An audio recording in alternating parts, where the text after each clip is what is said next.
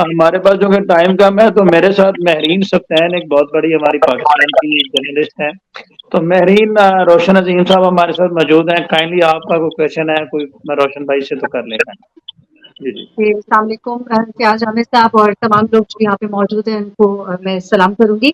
तो इस वक़्त हम सीमा केस को जब देख रहे हैं तो बहुत सी चीज़ें हैं इस वक़्त जो हम चाहते हैं क्लियर हो। आपका माशाल्लाह बड़ा किरदार है और मुझे बहुत अच्छा लगा जिस तरह से आपने इस केस को टेक अप किया हुआ है। ये थोड़ा समझ नहीं आ रहा है इस वक़्त कि ये जो एक हमारा लोकेशन सॉरी आप कह लीजिए बाउंड्रीज़ का डिफ़रेंस है, उसमें इस केस को यहाँ पाकिस्तान में तो जिस तरह देखा जाएगा, लेकिन जब हम इसको लेके वहाँ पर जाएँगे तो इसकी क्या स्टैंडिंग होगी? मुझे ये थोड़ा क्लियर नहीं है। How is it going to be possible इस चीज़ को सॉल्व करना खास तौर पे हैदर के बच्चों के हवाले से? के लिए ये है कि डेफिनेटली बच्चे जो है वो बाउंड्रीज से बाहर हैं। इसके लिए मैं आपको बताता चलूँ कि इंटरनेशनली जो international law has been divided in 2 parts. एक पब्लिक इंटरनेशनल लॉ है, दूसरा प्राइवेट इंटरनेशनल लॉ है। हुँ, एक जो प्राइवेट इंटरनेशनल लॉ है वो run between the two individuals who reside in different countries. तो उसका प्राइवेट इंटरनेशनल लॉ का एक रूल है जिसको रूल ऑफ रेनवॉय कहा जाता है इंटरनेशनली। अब रूल ऑफ रेनवॉय ये है कि जब भी आप सिटीजन किसी मुल्क के हैं, आप किसी और कंट्री में रहते हैं, तो पहले तो आपको उस कंट्री का ही लॉ अप्लाई होगा। अगर हुँ, वो लॉ कॉन्फ्लिक्ट में है, तो आप जिस कंट्री के सिटीजन हैं, तो आप पर ही वो लॉ या आप खुद अप्लाई करना चाहेंगे या आप पर वो इम्पोज किया जाएगा। तो ये रूल ऑफ रेनवॉय में फॉलो करता है। और दूसरी बात ये कि जो गार्जियन एंड वॉट्स एक्ट है वो भी हमारा वही सेम है। और रिट में भी हम जा सकते हैं। हम हिंदुस्तान में पहले तो हमने यहाँ का जो प्रोसीजर है वो अडॉप्ट किया हुआ है हमने, क्योंकि फॉर्मेलिटीज पूरी करनी है। हमारे पास अपना कॉन्स्टिट्यूशन है, अपना लॉ है, और हमारे पास हाई कमीशन हिंदुस्तान की है, हमारी खुद की फॉरेन मिनिस्ट्री है। डिप्लोमेटिक जो नेगोशिएशंस हैं वो हमने इनिशिएट कराने हैं, अभी वो अभी होने वाले हैं इनके दरमियान इस मामले पे। जितना प्रोसीजर है हमने वो अडॉप्ट हमने हमारा हो चुका है। मजीद कुछ आगे बढ़ने वाला है। जैसे वो प्रोसीजर खत्म होगा, वो पाइप में है, तो हम इंडिया मूव करेंगे। इंडिया जब मूव करेंगे तो हम डेफिनेटली वहां जाएंगे, तो वहां का जो प्रोसीजर है हम वो अडॉप्ट करेंगे, तो हमें क्योंकि वो लॉ हमें परमिट करता है, तो इंशाल्लाह हम जरूर हिंदुस्तान जाएंगे। अगर हमें यहाँ कोई फ्रूटफुल रिजल्ट नहीं मिलता है तो डेफिनेटली हम मूव करेंगे वहाँ।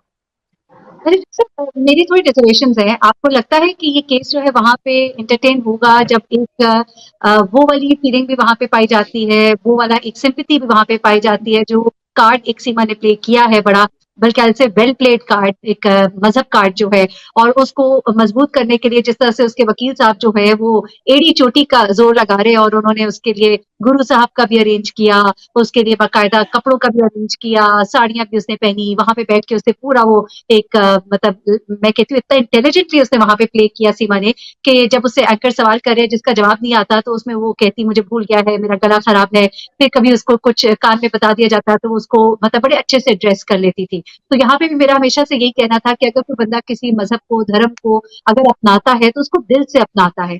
मेरा कोई हिंदू धर्म से या किसी भी धर्म से मेरा कोई भी मतलब मेरी कोई जाति रंजिश नहीं है, लेकिन मैं एक बात करूंगी कि अगर उसने उसको अपनाया होता दिल से तो उसकी मालूमात पहले ज्यादा होती बनिस्बत इसके कि उसके कान में कोई बता रहा। तो अब वो जो रिव्यू कार्ड प्ले किया गया, हाउ डू यू सी जब वो अदालत के फैसले आने हैं या एक वो प्रेशर जो होना है वो वहां पे अगर उसको एंटरटेन ना किया गया या एड्रेस ना किया गया इन अदर वर्ड्स, तो फिर क्या होगा? Are you going to go to another court, international courts, इस तरह की चीजें भी देखिए आप लोग। देखिए इंटरनेशनली तो हम वो तो सवाल बाद में होता है। वो तो फिर स्टेट का मामला है, हम देख होंगे स्टेट में, फिर स्टेट खुद जो है आगे मामलात बढ़ाएंगे क्योंकि उनके सिटीजन के मामलात हैं। सबसे पहले तो हम इंडियन जुडिशरी की बात करूं कि इंडियन जुडिशरी जो है वो इंडिपेंडेंट जुडिशरी है। उनके जो प्रेसिडेंट्स हैं, उनके जो डिसीजंस हैं वो हम बड़े शौक से पढ़ते हैं। एज अ परसुएसिव हम खुद कोर्ट करते हैं सुप्रीम कोर्ट में, हाई कोर्ट में, जितने भी इंडियन हाई कोर्ट्स हैं, सुप्रीम कोर्ट के जितने भी डिसीजन एज अ परसुएसिव, क्योंकि बाइंडिंग नहीं है पाकिस्तान की जुडिशरी पे, तो हम एज अ परसुएसिव जरूर हम वो कोर्ट करते हैं सुप्रीम कोर्ट में और पाकिस्तान के डिफरेंट हाई कोर्ट्स में। इंडिया की जो जुडिशरी है वो बिल्कुल इंडिपेंडेंट जुडिशरी है। हमें इस पर यकीन है कि वो जरूर जो है इस पर कोई अच्छा फैसला देगी। क्योंकि जो बच्चे हैं, जो गार्जियन एंड वार्स एक्ट है, जो हिंदू लॉ है, या जितने भी सुप्रीम कोर्ट के डिसीजंस हैं या पाकिस्तान के सुप्रीम कोर्ट के डिसीजंस है, वो वेरी मच क्लियर है। जो कस्टडी है वो उसमें बड़ा ख्याल किया जाता है कि उसकी वेलफेयर कहाँ है, माँ के पास है या वालिद के पास है, ये बड़ा ख्याल किया जाता है।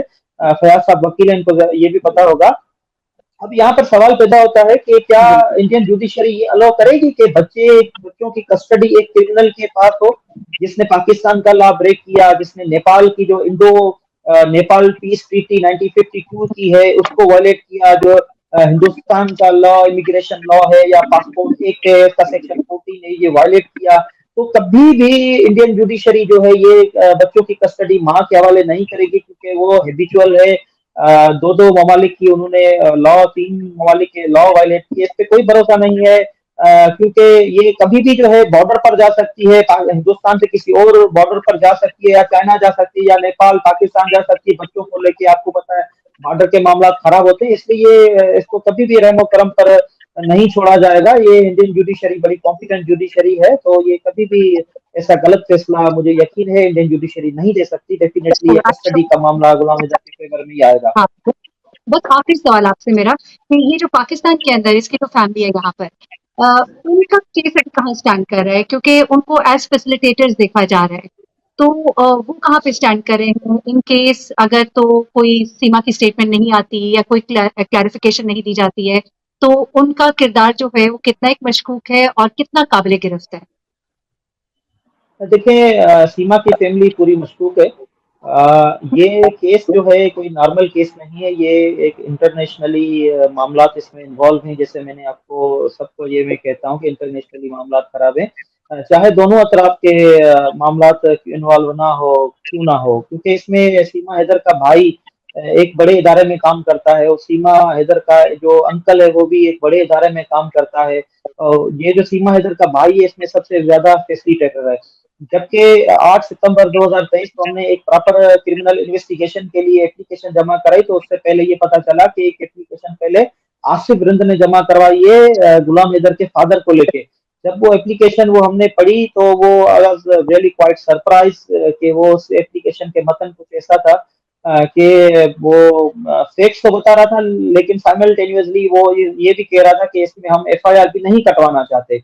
एक तरफ वो पुलिस को इंफॉर्मेशन दे रहा है कि सीमा हैदर ऐसे मिसिंग हो चुकी है, लेकिन दूसरी तरफ वो लास्ट में ये कहता है कि हम कोई एफआईआर नहीं कटवाना चाहते। यानी कि वो उर्दू में कहते हैं सांप भी मारना चाहता था, लाठी भी बचाना चाहता था। यहाँ से ही ये डाउट होता है कि आसिफ हिंद इंफॉर्मेशन तो देना चाहता था पुलिस को, लेकिन कोई कानूनी कार्रवाई नहीं करना चाहता था। उसके एफआईआर जो मिसिंग कंप्लेंट थी उसका ये मतन था।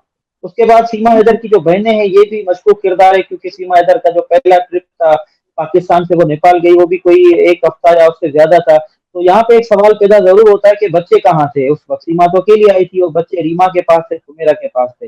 ये फैसिलिटेटर है इनके, आसिफ रिंद इसका फैसिलिटेटर है, इसका कजन शाहिद रिंद फैसिलिटेटर है, इसके दोनों बहनें हैं, इनको सब पता था।